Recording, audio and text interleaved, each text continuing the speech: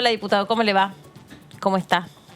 ¿Qué tal? ¿Cómo están en el piso? Buenas tardes. Bien, buenas tardes. Bueno, un poco hablando de, para empezar por el final, lo que nosotros veníamos anunciando, sobre esta cumbre parlamentaria de cara a la preocupación que hay sobre el cambio climático y cómo la agenda parlamentaria tiene que estar atravesada sí o sí por una agenda verde, ¿no?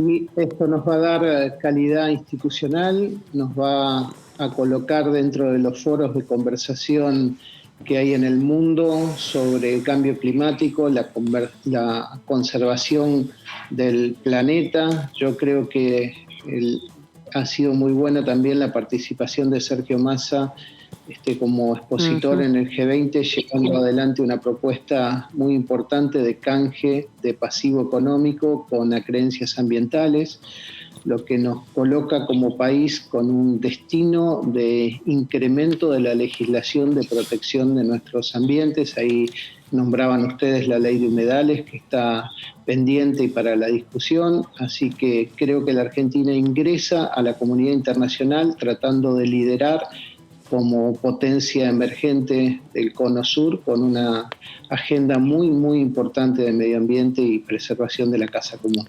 Sí, también tanto los jóvenes que participaron de su propia cumbre de cambio climático, como distintas expresiones que se vienen observando, si bien hay interés en la agenda parlamentaria en temas de, digamos, de concientización, como puede ser la ley Yolanda, la ley de humedales, la ley del manejo del fuego, etcétera, etcétera, etcétera. Hay preocupación por otros impulsos, por otros proyectos que no se sabe muy bien cuál es el alcance ambiental que van a terminar teniendo, como puede ser la ley de hidrocarburos o la ley de apoyo agroindustrial, que preocupa desde este punto de vista, o la de biocombustibles, ¿no? A ver si esto va en detrimento o va en contra de esta agenda.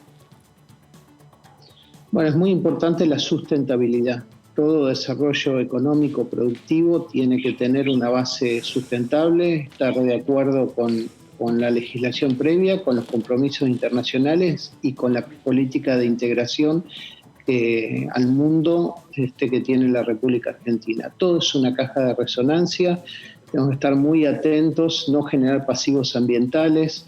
Son políticas que van desde lo micro, desde el cuidado en cada una de nuestras comunidades, desde el reciclado de los residuos hasta el manejo de los glifosatos en las cosechas, en las producciones. Tenemos que estar muy atentos a la calidad y eso tiene una clave que es la sustentabilidad de toda política de desarrollo. Diputado, ¿cómo le va? Leonardo Fredes lo saluda. Le consulto en cuanto a la actividad parlamentaria. Después de la fracasada sesión del martes pasado, se retomaron las negociaciones. ¿Qué expectativa tienen que se pueda volver a reunir la Cámara en plenario? Yo creo que es muy importante, Leonardo, darle una continuidad a la Cámara de Diputados. Es un poder fuerte que se ha mantenido pese a las inclemencias de la pandemia. Nosotros hemos podido llevar las leyes que el presidente de la República necesitaba, muchas que la oposición también demandaba. Este juego de la institucionalidad y el conservar el equilibrio de los poderes es muy importante y el poder legislativo debe seguir sesionando. Hemos vivido otros momentos de la historia argentina donde luego de las elecciones, de los resultados eleccionarios, los parlamentos, el Parlamento, el Congreso de la Nación Argentina se cerraba. Eso es malo en todo concepto. Debemos volver a sesionar pronto. Quedó pendiente una ley muy importante que tiene que ver con la salud alimentaria y la regulación de los consumos de los argentinos, que es la ley del etiquetado frontal, una ley ampliamente debatida, discutida, que estaba en condiciones de llegar al Congreso, tener una ley que nos diga a cada uno de nosotros cuáles son las advertencias que tenemos que tener a simple vista frente a un alimento. Vivimos en la sociedad de la modernidad. Hoy yo vivo en una comunidad pequeña, Dolores, la provincia de Buenos Aires, donde hay alimentos muy naturales que uno los puede conseguir, el huevo de campo, la miel, la leche, la carne, pero la modernidad nos lleva a acercarnos a los mercados de proximidad, donde hay mucho alimento en packaging, envasado, y nosotros tenemos que saber a partir de la indicación clara y precisa de un sello de advertencia en ese envase, cuáles son los nutrientes y su estado crítico. Tenemos que saber las grasas saturadas, las totales, el sodio, el azúcar, la cantidad de calorías, todo eso tiene que estar indicado y yo como buen consumidor tengo que poder elegir en base a esa información. ¿Cómo está, diputado? Amanda Alma lo saluda desde el estudio. ¿Qué tal? ¿Cómo estás? Bien, muy bien. Le quería preguntar, aprovechando que usted además es especialista en Derecho, en torno al debate que hay hoy por la situación de la Corte Suprema de Justicia, ¿no? Y si le parece oportuno que estos debates también lleguen a la Cámara de Diputados y al Senado, ya que, bueno, se avecina la posibilidad cierta de que se tenga que nombrar a alguien que reemplace a Hayton de Nolasco por un lado, y por otro lado, bueno, hay un debate importante público y político en torno a la Corte Suprema. ¿Le parece que son temas que no hay que abordar ahora porque estamos en campaña, que es tiempo con esta oportunidad que se abre para debatirlo? ¿Cómo lo analiza? Si nos impacta la campaña, nada deberíamos debatir. Yo creo que nosotros representamos a la ciudadanía y todos los temas de interés. El funcionamiento del Poder Judicial en todos los niveles es un tema que preocupa. Hoy, si vos tenés que encontrar tu fiscal de turno, el que protege tus derechos, no vas a saber quién es. Uh-huh. Si tenés que resolver un problema de una adopción, vas a encontrarte con una barrera tan importante que te vas a frustrar. Cuando hay dos voluntades, una que necesita encontrar papás, cariños, proyecto de vida, y otros que tienen todo el amor para dar, y en el medio está la justicia, una legislación que traba, y también el máximo poder del Estado es un poder distante que tiene que ser revisado en sus facultades, competencias, modo de actuar. La Corte es la cabeza, tiene que bajar una directiva clara. La justicia no está funcionando aceitadamente, el justiciable tiene problemas de acceso, tiene descrédito, y así como nosotros estamos sujetos a todo ese tipo de críticas, revisiones, modificaciones de nuestro funcionamiento, el Poder Judicial también debería hacerlo, y la mejor manera es en colaboración con aquellos poderes que tenemos la facultad de arreglar el funcionamiento de los demás. De hecho, digamos, no tiene que ver estrictamente con la justicia federal, pero hoy había un debate también muy importante porque hay dos casos muy emblemáticos que esperan para poder, en la provincia de Buenos Aires, para llevar adelante juicio por jurados por homicidio, y la justicia no puede ordenar esos juicios por jurados porque dice que no tienen espacios físicos para que se desarrollen, lo que realmente se traduce como falta de justicia para las familias que están esperando por fin ponerse a procesar un duelo. Tienen que estar viendo a ver si la justicia se le ocurre, digo la justicia porque es un genérico, claro, ¿no? Y argumentan las familias que simultáneamente abren los estadios, se abren los recitales. Entonces, sí, también para el debido proceso de la persona que está siendo juzgada. Y para la persona que está siendo juzgada, que lleva muchos meses también, digamos, privada de su libertad. Claro. Por un delito que todavía no entró, por el que todavía no entró a ser enjuiciado. Entonces son situaciones muy, digamos, que se traducen directamente como falta de justicia. Justicia es lenta, no es justicia. Es así, la provincia de Buenos Aires no tiene autarquía, es decir, el propio poder no puede decidir, el Poder Judicial no puede decidir su presupuesto ni en qué lo va a gastar, tiene que depender de otro poder. Es como si vos quisieras salir hoy y le golpeás la puerta a tu vecino y le decís, mira, tengo que ir al supermercado, no me das 1.000 pesos. En realidad el vecino te va a decir, trabajá, administrá y ganá tu propio dinero. El Poder Judicial, cuando necesita invertir, tiene que pedirle que presupuestúe el Poder Ejecutivo y le asigne esos fondos. Realmente estas son las grandes discusiones que hay que dar, porque eso repercute en que después se atienda en una casa alquilada y no tengamos una sala para un juicio oral, o no tengamos una cámara Gesell cuando un nene ha sido violado y necesitamos saber con quién interactuó o quién es la persona que cometió ese delito aberrante. La justicia adolece de falta de inversión, de presupuesto, no hay autos, no hay peritos, es tardía, se ha transformado en una justicia de oficina, está lejos del servicio de la gente, no conocen las calles de las ciudades, no se los ve, no hay atención directa a las personas, y con la pandemia fue el poder que más se retrasó en tener conectividad.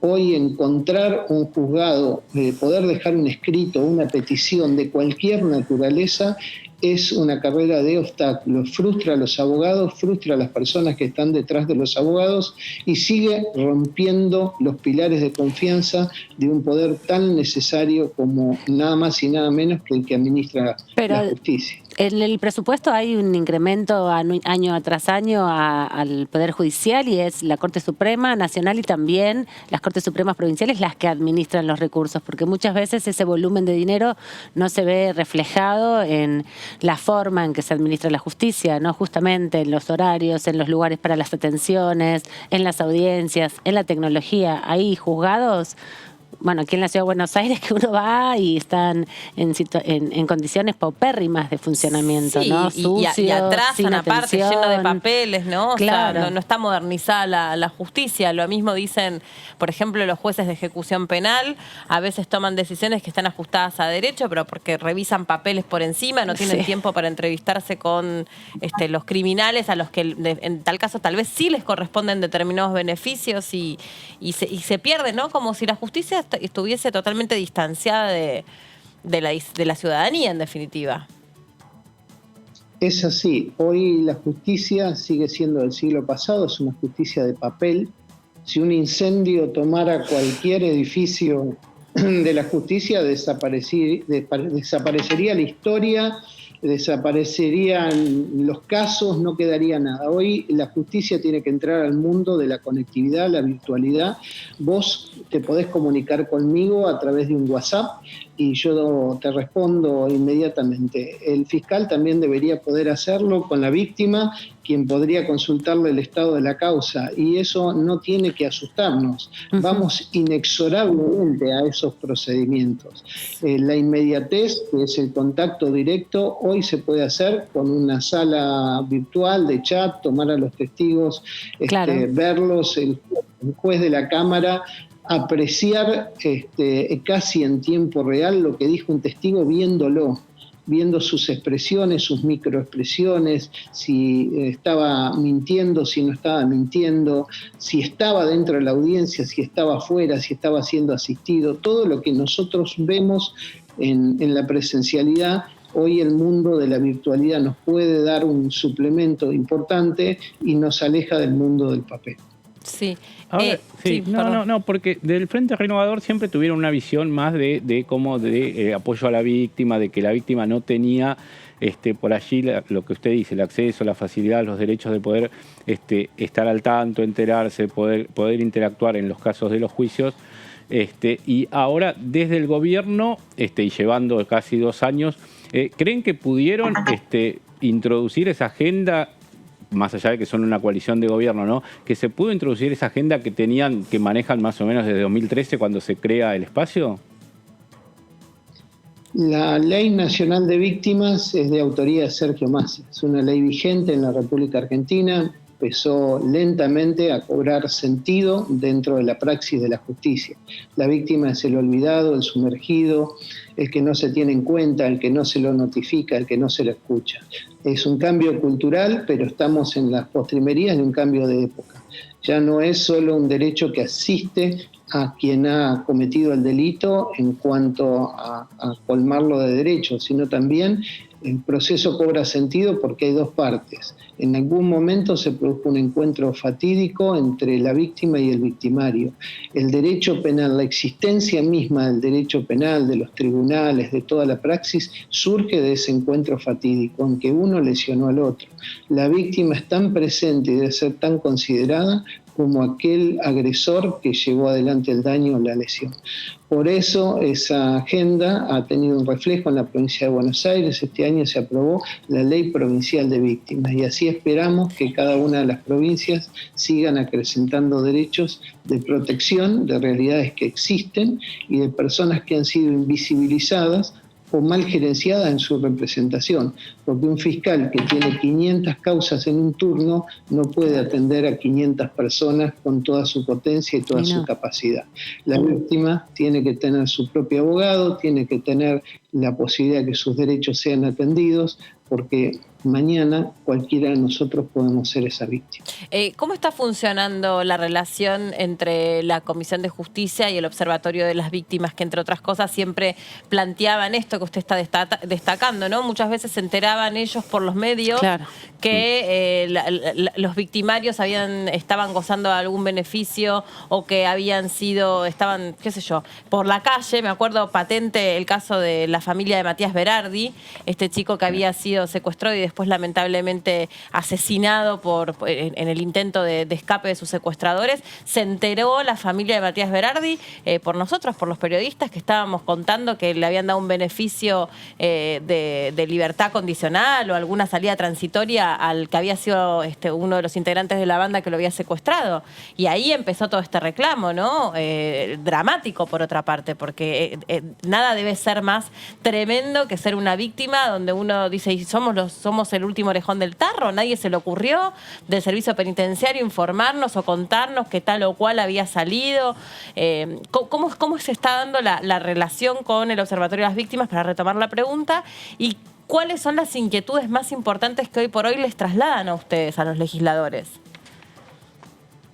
Bueno, en principio, en virtud de estas dos grandes leyes, la Ley Nacional de Víctimas y la Ley de la Provincia de Buenos Aires, esta situación empezó a cambiar. Ya siempre hay una notificación cuando se adopta una medida liberatoria de cambio de régimen, de beneficios, se notifica a la víctima.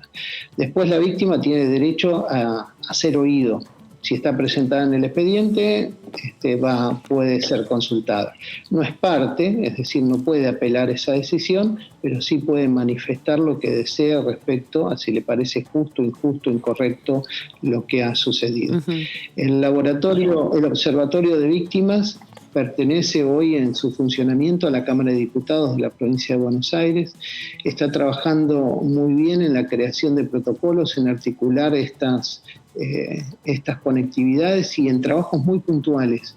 Está asistiendo a las víctimas de carne y hueso que se acercan, que quieren conocer sus derechos, y estamos en breves momentos estamos por publicar un manual de víctimas para todos los establecimientos educativos, para todas las bibliotecas, para todas las personas, para los funcionarios policiales, en un lenguaje muy común, muy simple, para que cualquiera pueda tener acceso a los nuevos derechos que hoy asisten a las víctimas en los procesos penales de la Argentina y favorecer este cambio de época del que estamos hablando. Diputado, le quería volver un poco a la agenda parlamentaria y preguntarle justamente, al principio hablábamos de la ley de humedales, que todavía debe su tratamiento en presupuesto y luego en el Pleno, y hay otros proyectos que buscan también garantizar la economía circular y en ese sentido, bueno, los pasivos ambientales, resolverlos de alguna forma, que no sean perjudiciales para las futuras generaciones.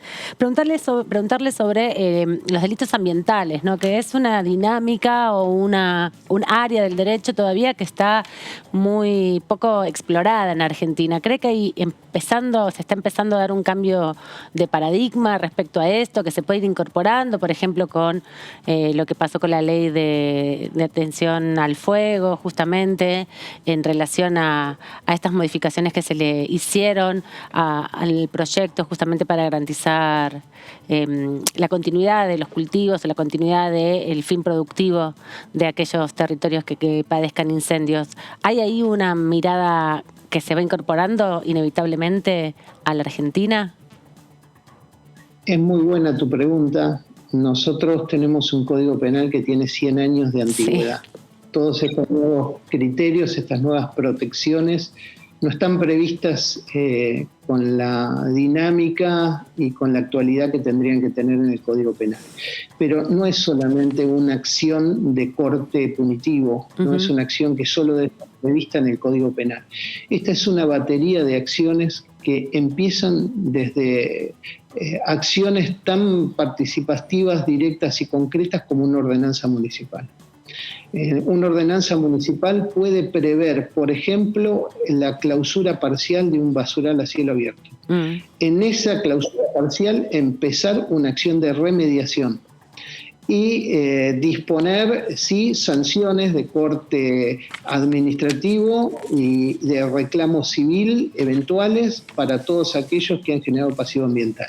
Por supuesto, la ley penal, que es el cañón más grande que tiene el acorazado, está para aquellos que generan casos tan tremendos como el estrago. Daños irreparables por ahí.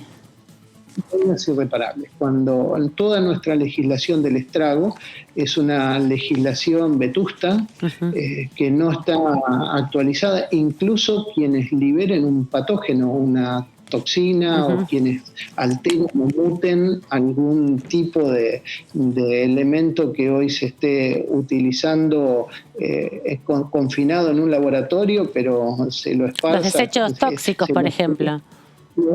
Tóxicos, o cuando intencionalmente se utilizó el anthrax o cualquier otro virus de diseño. Todas esas protecciones tienen que estar en la ley penal argentina con con una mirada muy participativa, pero también muy contemplativa de esa nueva penalidad. Sí, diputado, le pregunto sobre la sesión fallida del martes pasado, que parece que fue bastante lejos, sobre todo por el fin de semana largo. En su momento, Juntos por el Cambio, el PRO, la Unión Cívica Radical, la Coalición Cívica, proponían temas alternativos a los que, o sumarse a etiquetado frontal, además pedían otros temas como la ley de alquileres, la emergencia educativa, la ley ovina y la boleta única. De esos 4 temas, fundamentalmente ley de alquileres y emergencia educativa, ¿qué opinión tiene o qué cree que se debería dar el debate y cómo, o que no es el momento? Bueno, esto hay que verlo con naturalidad. Nosotros vivimos en la casa del debate y seguramente los presidentes de los bloques se juntarán con las autoridades de la Cámara y consensuarán qué temas pueden ser incluidos o abarcarán las próximas sesiones. Yo creo que la ley de alquileres es un tema que hay que verlo en forma urgente. No fue una buena ley, ha generado un desequilibrio importante en medidas de abuso. Nosotros contemplamos siempre, o tratamos de contemplar, el mejor derecho, pero luego empieza una segunda etapa, que es la del observatorio, el observatorio legislativo. Muchos parlamentos lo tienen, que es aquel que observa el devenir de la ley que hemos hecho, que hemos realizado, puesto en la sociedad, a ver cómo funciona. Si hoy escrutáramos la ley de alquileres, la verdad ha generado más perjuicios que beneficios. Es una ley para trabajarla bien en las comisiones, poner a punto la reforma y replantear a la sociedad una nueva forma de contratación que es la más corriente, es muy necesaria, y en los grandes aglomerados es una ley que está en la prioridad de todos los argentinos. ¿En qué aspectos se puede mejorar justamente para que se garantice que no se reproduzcan situaciones de abuso entre los dueños de los departamentos y quienes pretenden alquilar, sobre todo por el gran porcentaje de la población que está frente a esta situación de no poder tener una casa propia y que muchas veces, en definitiva, termina aceptando condiciones que son absolutamente desfavorables solo porque, bueno, esta cosa como desesperante que está asociada es este departamento, después si no lo voy a perder, no voy a encontrar otro con las mismas condiciones, o me queda cerca del colegio donde quiero llevar a los chicos. Por ahí tener que renovar, te piden más precio, entonces el estrés de la mudanza, poner todo en la balanza, lo que cuesta ingresar a un nuevo departamento. Totalmente. Y aparte que cuando uno está hablando de ir a alquilar una vivienda, está alquilando algo más que un lugar a donde vivir, sino un estilo de vida, un barrio, un colegio. Me queda tan cerca del trabajo, entonces voy a vender el auto. Bueno, qué sé yo, cosas que uno decide alrededor de eso, ¿no? Es así. Nosotros tenemos una concepción que sociológicamente está muy atada incluso a la propiedad, ¿no? A tener parte de la madurez, de desarrollarse. Uno piensa, bueno, cuando yo tengo mi propia casa, mi propio lugar, estoy dándole sentido a mi vida, mientras estoy en la casa de mis padres o no puedo progresar si no tengo una propiedad. Claramente ha habido una retracción del mercado, ha habido conductas defensivas, los propietarios empezaron a distorsionar los precios, las condiciones, en virtud de los beneficios que la ley supuestamente estaba poniendo en cabeza del inquilino para garantizar que no hubiera exceso, y fue todo lo contrario.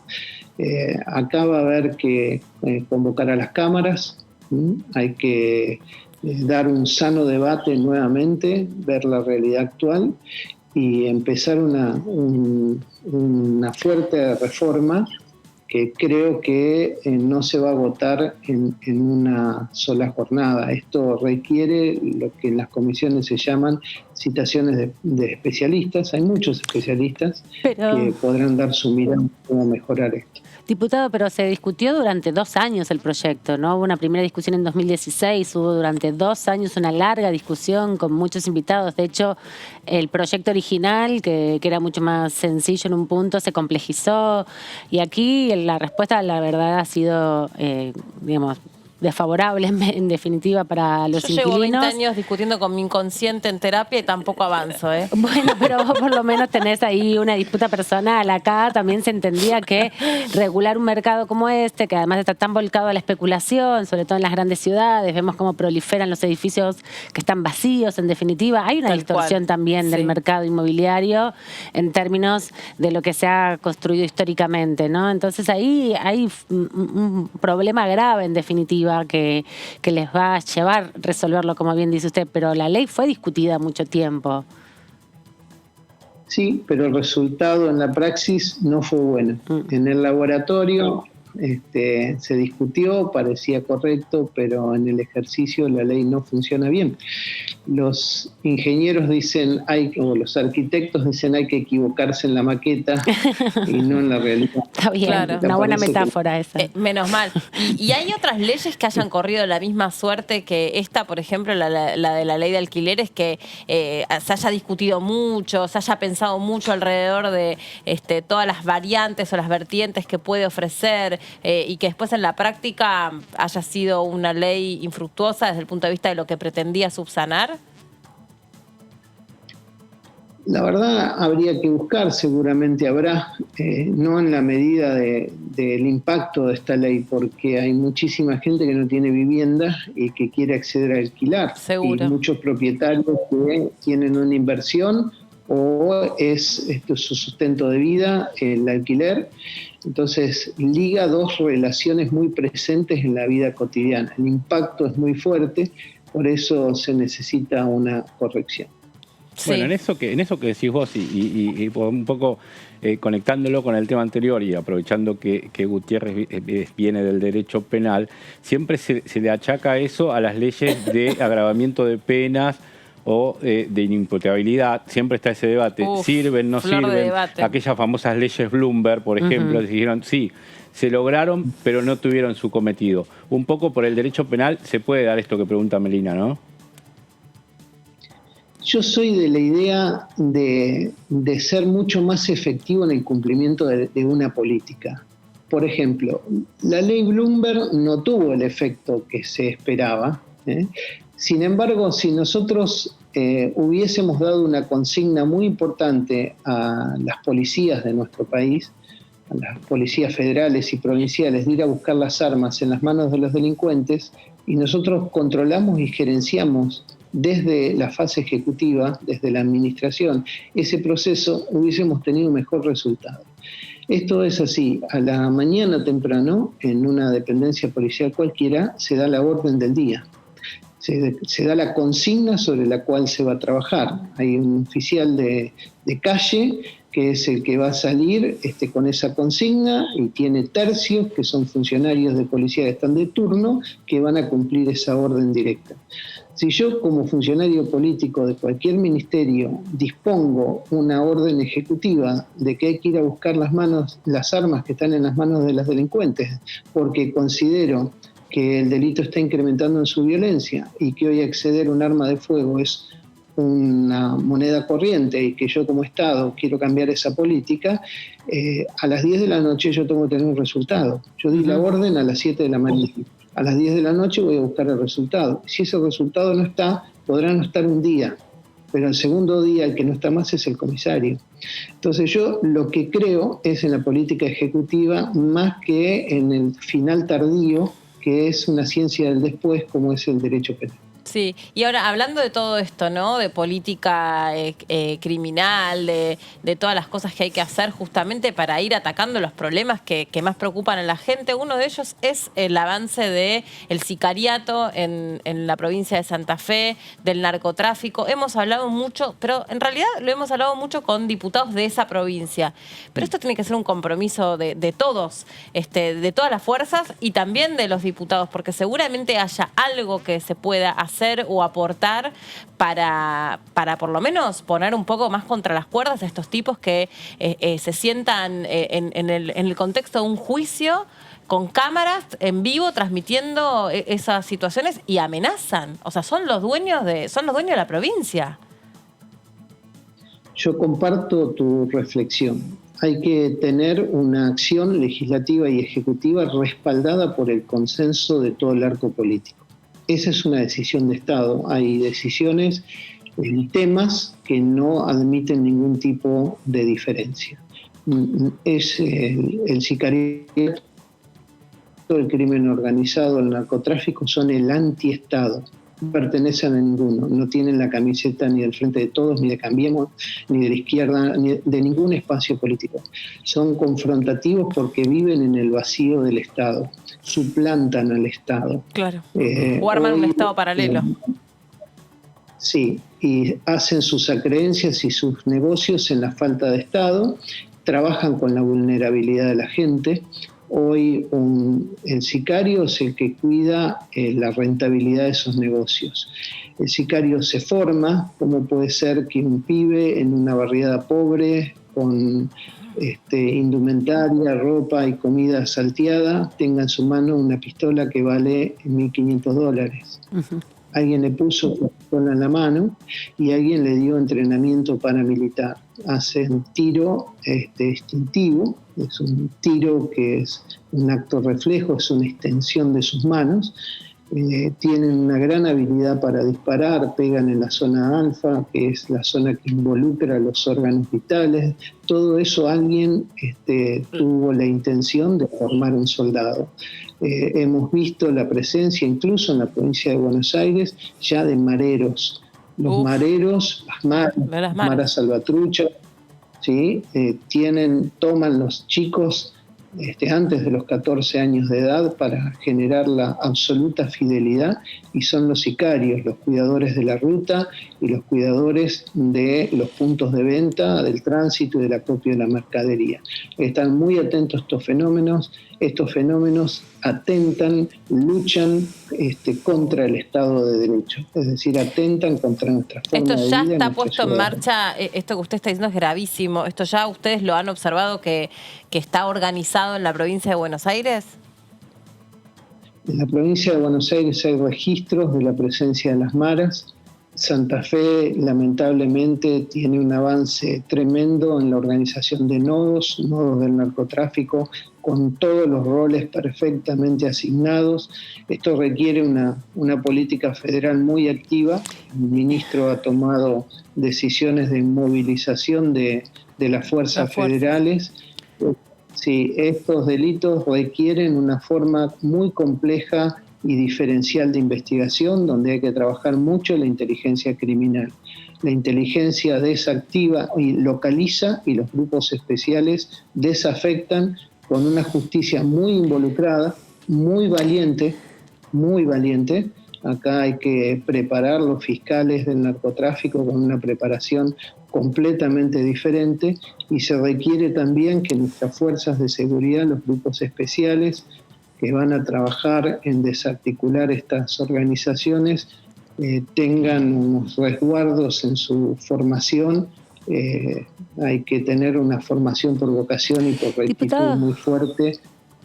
Le quería preguntar, es todo un fenómeno de atención especial. En relación a esto, le quería preguntar cuánto impacta la irregularidad o la situación sin definir en definitiva del Procurador General de la Nación, sobre todo porque el narcotráfico es un delito federal, y también la demora en la implementación del Código Procesal Penal, que en una primera instancia cuando se aprobó se iba a aplicar en todo el país en simultáneo, y luego con el cambio de gobierno y la gestión de Mauricio Macri eso se fue demorando, y ahora Santa Fe es uno de los distritos donde les toca la implementación. Si se hubiera implementado con la celeridad que se requería, ¿estaríamos en otro escenario posiblemente? Y si lo de Casal se hubiera resuelto hace tiempo, cuando surgió la vacancia, ¿estaríamos en otro escenario probablemente? Sí, son ayudas muy importantes. Estamos circulando con aviones que tienen algunas turbinas apagadas. Nosotros necesitamos tener una política criminal clara. El titular de la persecución penal de la República Argentina tiene que bajar esa línea a sus fiscales, tiene que capacitarlos. Hoy necesitamos otras fiscalías que Chile ya nos lleva 8 años de ventaja, se llaman fiscalías foco y análisis criminal. Son fiscalías que están por sobre las otras fiscalías y analizan la conectividad de los casos. Claro. Tal vez hoy roban un auto en la puerta de tu casa y bueno, lo trata un fiscal y es un hecho común, pero en realidad ese vehículo ha sido robado por una organización criminal y está atado a 5 casos anteriores. Claro. Es esa fiscalía que puede ver la interconectividad de los casos, nos permite resolver la delincuencia organizada. Hay que organizar el Estado porque el único que está organizado es el crimen. Diputado, le agradecemos mucho este contacto con nosotros, que esté muy bien. El agradecido soy yo, que sigan bien. Chao, hasta la próxima.